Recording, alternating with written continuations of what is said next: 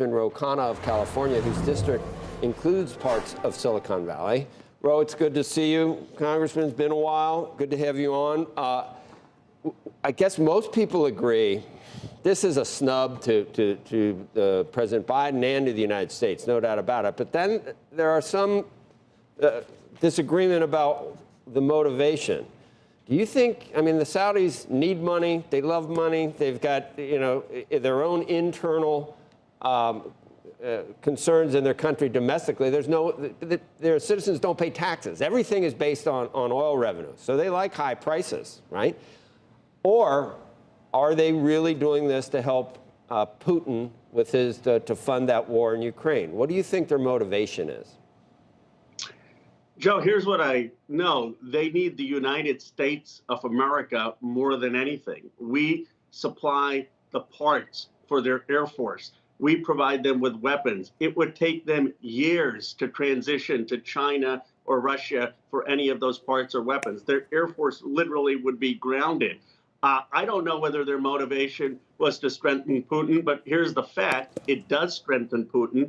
I don't know whether their motivation was to hurt the American people, but the fact is it does hurt the American people, and there should be bipartisan outrage and a demand that they reverse the system or there will be consequences.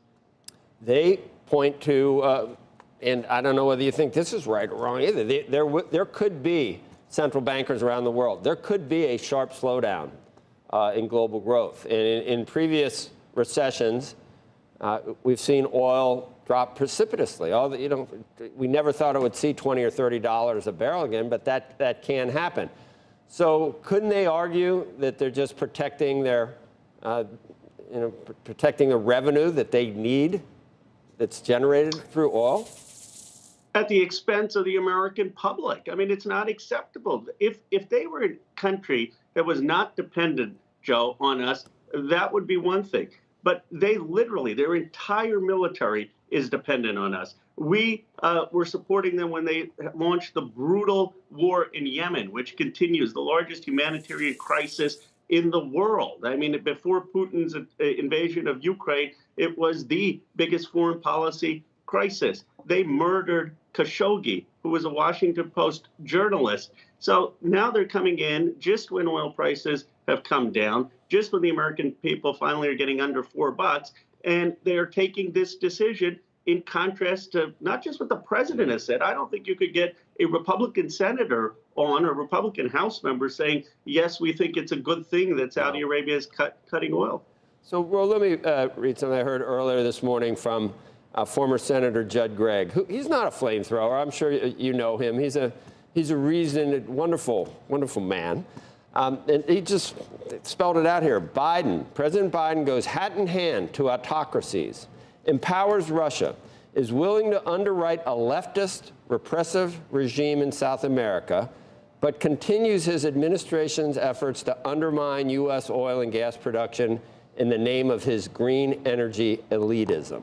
And that's why we're in this mess right now. Have your views evolved on that? Because, I've seen video of you sort of asking our oil producers, why haven't you matched the production cuts that we've seen from the oil producers over in Europe? And now we see what Europe's facing. Have you evolved to some extent on that view? Well, Joe, I think that the full clip has to be in context. I was talking about long-term moving towards a green energy, but short-term I have called clearly, even in the Wall Street Journal, for an increase of oil production in the United States.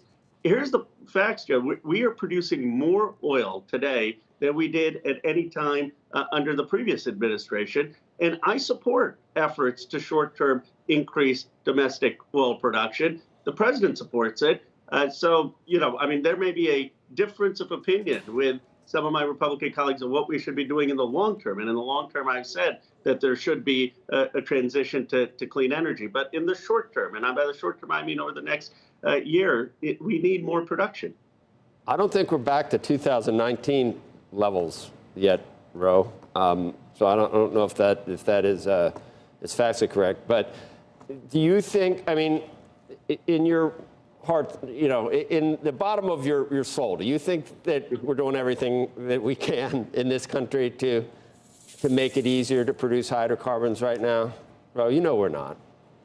Well, the question is, what would we do that's going to have a short-term production increase? I mean, if the president wants to call in the oil executives and others, and if they have ideas, what short-term that it would do, not that we're going to build a 10-year new infrastructure for things that aren't going to pay out for 2 or 3 years. That's not fair. But if they have ideas, here's one idea. Why don't we put a ban on gasoline and the export of oils? I mean, that is something the White House is considering. Fox News runs about how we sold oil or gas to China. Let's ban it. Let's have more domestic supply. That's something maybe we can come to an agreement on. Hey, Congressman, I hear you about wanting to make sure we conserve all our oil and natural gas here, but if we were to ban natural gas in particular, wouldn't that really crush our European allies who are really feeling the worst brunt of what Russia is doing to them right now? I mean, it might help us, but it is going to crush our allies who are facing much bigger problems.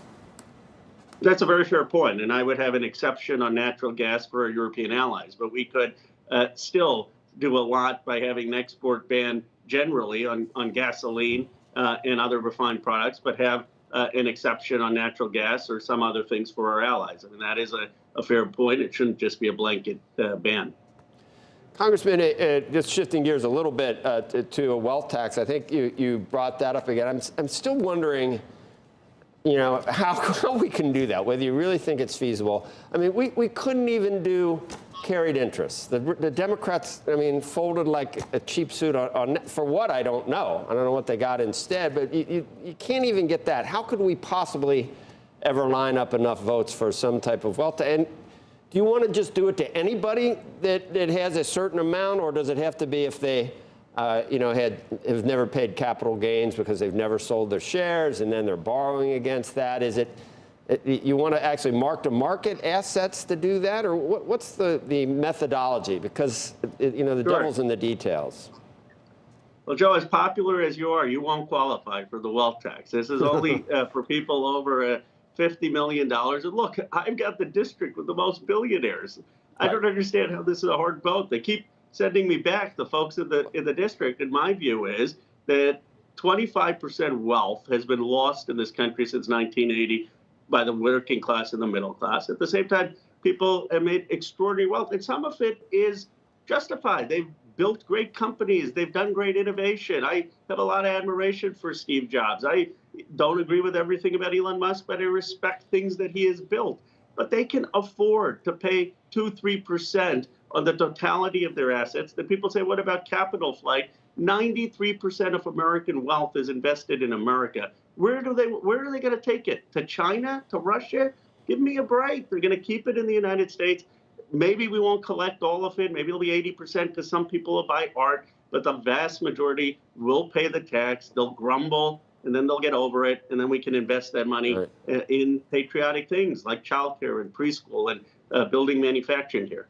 It just sort of goes against what we've always. I know that's not necessarily an excuse, but if it's not what I was referring to, if it's wealth that has been accrued that you've paid taxes on the first time, we've just never gone back after it again. It didn't work well in Europe at all. I know that there can be more flight to different parts. You can move to a different country in Europe. Obviously, moving to different states wouldn't help, but it seems like you're just changing the fundamental tenets of our forefathers, Thomas Paine, you name it. It's confiscatory. You just don't say, okay, I'm going to, it almost sounds like eminent domain. You've got this money, we want it.